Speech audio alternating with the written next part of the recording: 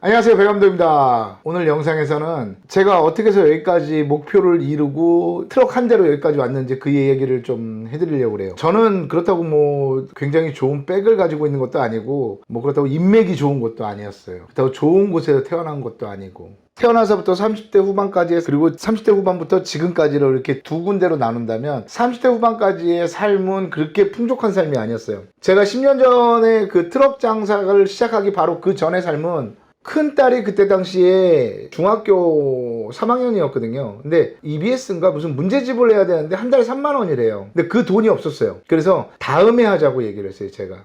다음에 이거 하자. 라고 이야기할 정도로 돈이 없는 거죠. 아이들이 뭘 먹고 싶다고 그래도 일단 주머니부터 이렇게 보게 돼요. 내 지갑에 얼마가 있나, 이 돈을 써도 되는가 안 되는가를 먼저 생각하는 거죠. 그런데 어떻게 지금의 이 회사 연매출 100억이 되고 그리고 지금의 유통을 하는 이런 회사를 트럭 한 대로 오게 됐는지 그 방법을 여러분들한테 공유를 해드릴까요? 함께 나눠보려고 그러는 거죠.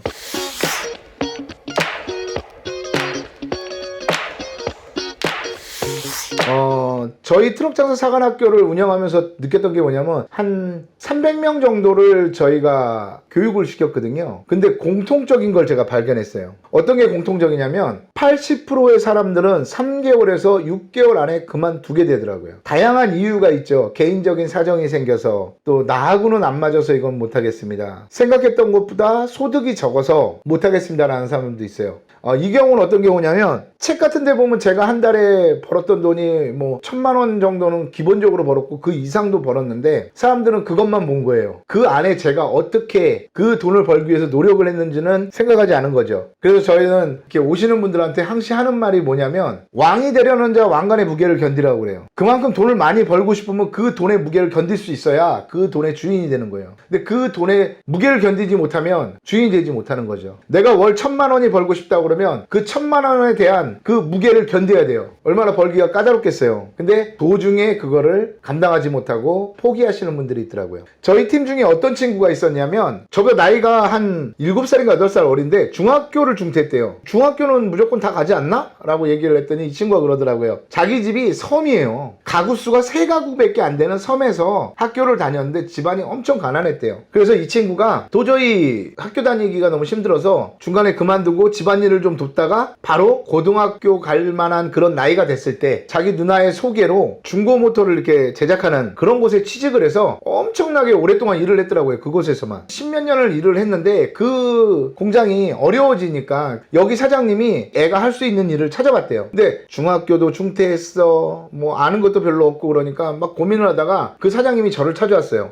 이렇게 해가지고 이 친구가 트럭 장사를 하려고 그러는데 가능하겠냐, 그리고 이 친구가 지금 현재 소득은 어느 정도인데 이 정도는 벌어야 된다 라면서 저를 찾아왔더라고요, 사장님이. 그리고 나서 저하고 상담을 하고 이 친구를 다시 데리고 온 거예요. 그래서 이 친구한테 얘기를 한 거죠. 이 일을 한번 해봐라 해서 트럭 장사를 시작한 거예요. 근데 이 친구는 특징이 뭐냐면 앞으로 몇 년 후에 뭘 해야겠다는 이런 목표가 없어요. 자기가 그런 삶을 살아보지도 못했고 멘토가 되실 만한 분들이 없다 보니까 자기가 생각하는 가장 큰 부자는 자기 공장의 사장님이었던 거죠. 자기가 본 세상이 거기니까. 그 트럭 장사를 하러 왔는데 이 친구가 트럭 장사는 그래도 평균적으로 했는데 나오다 안 나오다 나오다 안 나오다 이렇게 반복이 되더라고요. 그러다 어느 날 저한테 딱 와서 그러는 거예요. 이 친구가, 형, 나는 도저히 안 되겠어. 목표를 세울 수가 없어. 몇 년 후에 뭐를 하고 싶은 그런 생각이 없어. 왜 그럴까? 나는 그런 삶을 살았기 때문에 목표라는 거를 정하기가 굉장히 어려운 거죠. 그래서 이 친구는 아주 간단한 목표를 정한 거예요. 네가 사고 싶은 거, 네가 하고 싶은 걸 하나씩 한번 해봐 라고 했더니 제일 먼저 하는 게 소파를 샀다고 그러더라고요. 집에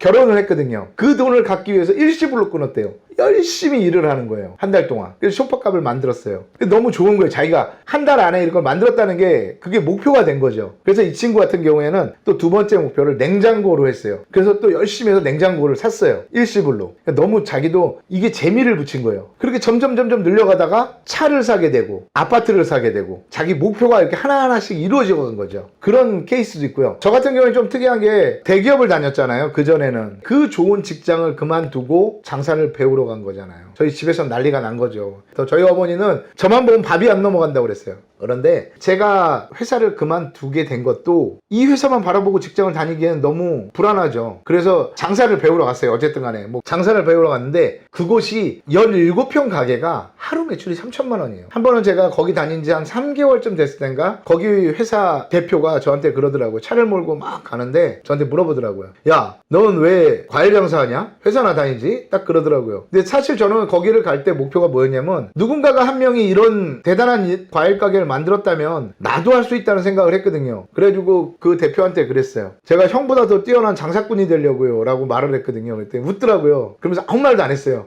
그렇게 말을 하고 난 다음에 계속 제 스스로한테도 계속 그런 말을 한 거예요. 너는 할 수 있다, 너는 할 수 있다, 너는 할 수 있다, 막 이런 생각을 했어요. 그런데 제가 그 과일 가게 직원으로 8년 있고 그 다음에 제 가게를 차린 거거든요. 근데 2년 만에 쫄딱 망했잖아요. 그리고 나서 주변 사람들이 다 모두 똑같이 하는 말이 한 가지였어요. 직장을 다녀라. 장사할 만큼 했으니까 이제 직장을 다녀라. 철없는 짓 좀 그만해라 라는 소리를 주변 사람들이 다 그런 얘기를 한 거예요. 근데 주변 사람들이 다 만약에 그런 소리를 안 하고 절반 정도만 하고 절반 정도는 그래 잘해봐 라고 했으면 또 생각이 바뀌었을지도 몰라요. 근데 주변 사람들이 모두 똑같은 얘기를 하는 거예요. 제가 좀 남들이 다 가는 길은 저는 그게 블루오션이라고 생각하지 않거든요. 레드오션이라고 생각하거든요. 그래서 남들이 하지 말라고 하는 거니까 악착같이 더 해야겠다는 생각을 했어요. 과일 가게를 하면서 10년 동안 내가 큰 실패도 해봤으니까 이젠 더 이상 나는 상처받을 일이 없다. 난 더 이상 이제 맷집도 이만큼이면 커질 만큼 커졌다. 더 밑바닥으로 갈 건 없다고 생각을 했거든요. 그리고 그 당시 트럭 장사를 시작하면서 제 스스로한테 매일매일 했던 말 중에 하나가 매일매일이 네 인생의 마지막 날인 것처럼 장사를 하라고 내 스스로한테 다짐을 했어요.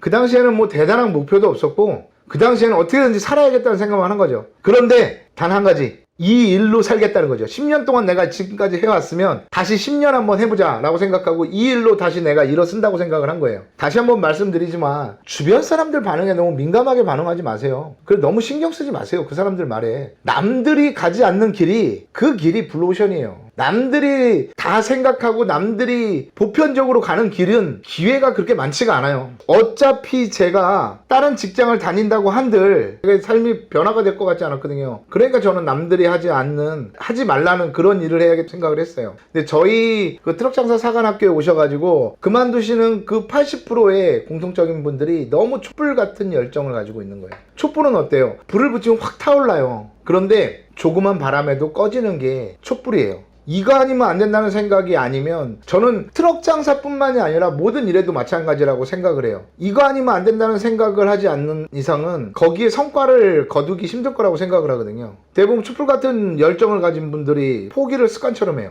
그 포기하는 게 사정이 생겨가지고 못하게 된 사유도 있잖아요. 그런데 어찌 됐든 간에 그거는 이유예요. 변명이고. 그리고 그 이유와 변명은 이상하게 사람의 뇌가 발달을 하게 돼 있어요. 그쪽으로. 이유와 변명하는 쪽으로. 제가 이걸 못하게 됐다? 그러면 스스로 위안을 삼는 거예요. 아, 너 내가 해봤더니 말이야 이게 다 이유가 있어. 아유 그게 아니더라고 라고 하게 되는 거죠. 이 포기는 습관이 돼버려요. 그러면 그 습관이 삶이 돼버리는 거예요. 포기라는 삶이. 그리고 그 삶은 항시 이유와 변명이 있는 거죠. 경기가 안 좋아서 뭐해서 막 이런 얘기를 하는 거죠. 언제 경기가 좋고 내가 정말 장사하기 좋고 내가 모든 일을 하기 좋은 완벽한 조건을 갖춘 그런 시기는 절대 오지 않는다고 봐요. 저는 내가 만들어야 되는 거죠. 제가 그래서 이런 말을 자주 하거든요. 가난하게 태어난 것은 나의 잘못이 아니지만 가난하게 늙는 것은 나의 잘못이다 라는 말을 자주 해요. 어떤 사람은 그래요. 아, 물질적으로 많은 게 부자지 이런 얘기를 하는데 그게 아니에요. 가난이라는 거는 물질적으로 많다 적다를 이야기하는 거 아니라 습관과 그 사람의 행동이 얼마나 가난하냐 가난하지 않느냐를 말하는 거죠. 아무리 돈이 많은 부자라도 갑질하고 남을 업신여기고 뭐 좀 하다가 안 되면 포기하고 술 먹는데 시간을 허비하고 맨날 뭐 허송세월 보내면 그 돈이 언제까지나 그 사람한테 남아있다고 저는 생각하지 않거든요. 그리고 더 무서운 거는 그 습관은 대물림이 돼요. 그 대물림보다 더 무서운 게 뭐냐면요, 그 집의 언어가 돼버리는 거예요. 그게 포기라는 게 언어가 돼버리는 거예요. 생각을 해보세요. 아들은 학교 가려고 나가는데 아버지가 누워서 자고 있어요. 집에서. 아빠 오늘 회사 안 가? 아, 오늘 몸이 안 좋아서 못 갈 것 같아. 아버지를 바라보면서 느끼는 거는 무의식 중에 그런 생각을 하겠죠.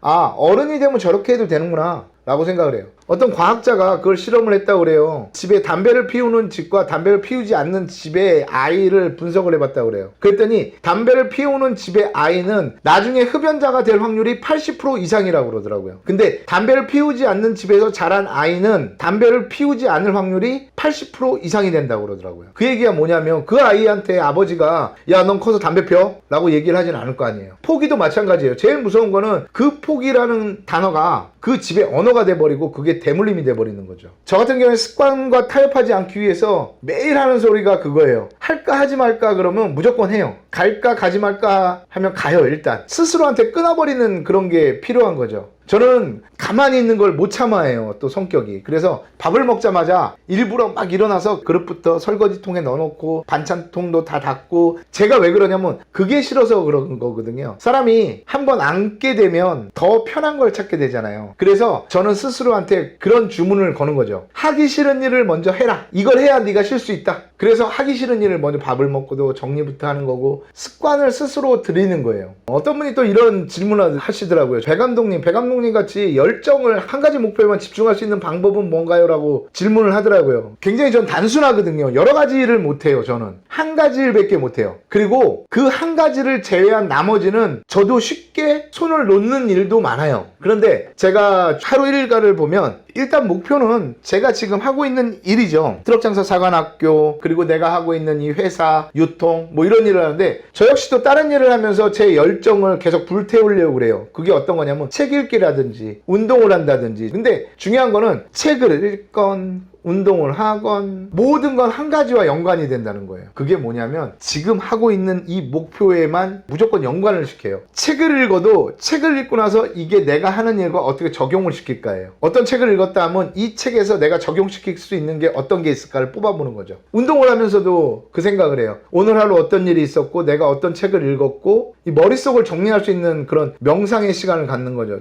모든 게 내 목표에 다 포커스가 맞춰져 있어요. 그러면서 스스로 열정을 태우는 거예요. 막 책을 보다가도 적용시킬 게 나오면 갑자기 막 흥분이 되는 거예요. 내 스스로가. 이거 내일 해봐야지. 이렇게 또 해보는 것도 좋겠는데? 이걸 내가 장사에 어떻게 응용을 시켜도 좋겠는데? 라고 생각을 하는 거예요. 그러면서 내 스스로가 그 열정을 계속해서 연료를 삼는 거예요. 그리고 어떤 분이 그런 또 질문을 하셨어요. 저한테. 저는 지금 하던 일이 너무 안 돼가지고 모든 걸 다 포기한 상태입니다. 다시 시작하려고 그러는데 그 열정을 어떻게 불태워야 될지 모르겠습니다. 라고 말씀을 하시더라고요. 사실 번아웃이죠, 완전히. 그럴 때는 눈앞의 목표를 한번 만들어 보세요. 그 중학교 중퇴했던 그 친구처럼 당장 눈앞의 목표를 한번 정해 보세요. 저 같은 경우에는 당시 트럭 장사할 때 눈앞의 목표는 뭐였냐면 빚을 없애는 거였어요. 빚을. 목표라는 게 너무 거창하게, 너무 먼 미래, 나는 이렇게 해서 아파트를 사고 이러면 지쳐버리더라고요. 너무 지쳐버리더라고요. 스스로한테 작심삼일을 한번 해보세요. 그 작심삼일을 매일매일 하는 거예요. 저는 오늘이 내 인생의 마지막 장사날이라고 그걸 매일매일 한 거예요. 그리고 스스로한테 오늘이 네 인생의 마지막 장사날인데 그럴 거야? 오늘 한번 미친 듯이 한번 해봐. 오늘이 한번 네 인생에서 제일 미친 날이 한번 돼봐. 내일은 없어. 너한테 모질게 돼 있어요. 제 스스로한테. 할까 말까 할 때 무조건 하라고 그랬잖아요. 제가 남들이 하지 말라고 그러면 더 하세요. 그냥 신경 쓰지 마세요. 그 남들. 저희 부모님이 그때 당시에 제가 트럭 장사 하겠다고 그러니까 야 쓸데없는 소리 하냐고, 지금 가게 하는 사람도 어려워가지고 문 닫는 판국에 10년 전에 그랬거든요. 무슨 대도 않는 트럭 장사를 한다고. 물론 부모님의 말이 맞을 수도 있죠. 근데 제가 부모님의 말을 따랐다면 그들의 삶 이상은 살 수가 없겠죠. 근데 그 당시에는요, 저희 어머니 세대에는 집이라는 걸 살기가 그렇게 어렵진 않았을 거예요. 근데 지금은 집 한 채 사기가 굉장히 어렵잖아요, 여러분. 그보다 못한 삶을 살겠죠. 그래서 안 했던 거예요, 저는. 그들이 하지 말라고 그러니까 더 했던 거예요, 악착같이. 그들과 같은 길을 가기 싫어가지고. 여러분들도 번아웃이 왔다, 멘붕이 왔다 그러면 그 열정을 다시 불씨를 지피기 위해서는 작심삼일 무한반복을 한번 해보시고, 그리고 오늘이 여러분들의 인생의 마지막이라고 생각하고 해보세요. 제가 얼마 전에 인터넷에서 이런 글을 봤어요. 10가지 성공 비법에 대해서 써놓은 글을 봤어요. 제가 그 글을 마지막으로 읽어드리고 여러분 이 영상을 마치도록 할게요. 10가지 성공 비법은요, 첫 번째, 시도하라. 두 번째, 재시도하라. 세 번째, 처음부터 다시 시도하라. 네 번째, 조금 다르게 시도하라. 다섯 번째, 내일 다시 시도하라. 여섯 번째가 시도하고 도움을 구하라. 일곱 번째가 멘토를 찾는 것을 시도하라. 여덟 번째가 문제를 찾는 것을 시도하라. 9번째가 성공할 때까지 계속 시도하라. 10번째가 포기하지 말고 시도하라. 이게 10가지의 성공 비법이라고 그러더라고요. 여러분, 포기는요, 배추 셀 때만 쓰는 단어입니다. 여러분들의 삶에서 포기라는 단어는 이 영상을 보고 나서 싹 지워버리도록 하세요.